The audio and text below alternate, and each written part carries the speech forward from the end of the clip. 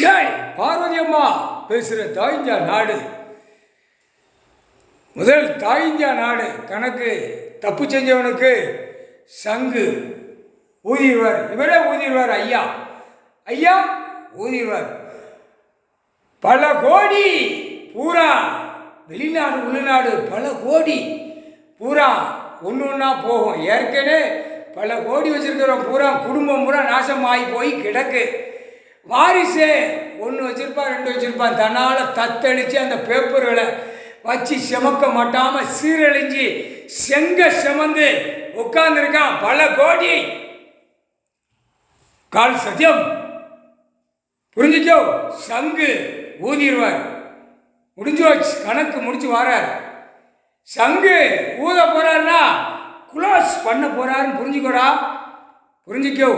இது பூமியில் இறங்கி சங்கு ஊத போறார். சங்கு உடுக்க திரிசூலம் கணக்கு அது அவர் வச்சிருக்கார் கணக்கு. இப்போ சங்கு எடுக்கார். உடுக்க அடிக்க வேண்டிய நேரம் அடிச்சார்னா ஒரு பக்கம் கீழே பூமி கீழே இறங்கும். ஒரு பக்கம் அடிச்சா மேலே மாற போகும். புரியுதா?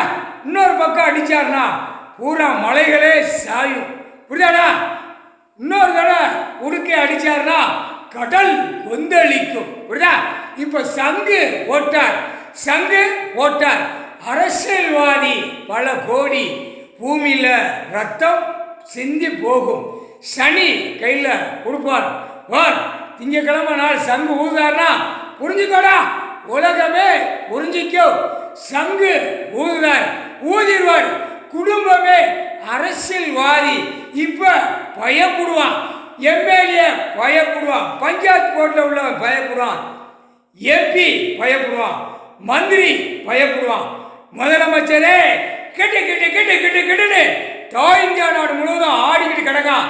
தமிழ்நாட்டில் அப்படியே ஈரக்குலைய புடுங்குவார். வார் தமிழ்நாட்டில் முக்கால் சத்தியம் புரிஞ்சுக்கோடா.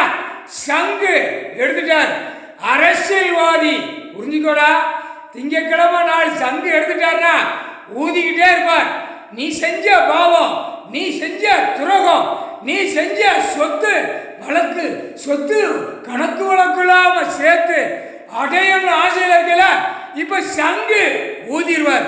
முக்கால் சத்தியம் பத்திர பதிவுல இருந்தே சங்கு ஊதிடுவார். வெளியில வென்று அதுல இருந்தே ஊதி வருவார். முக்கால் சத்தியம்.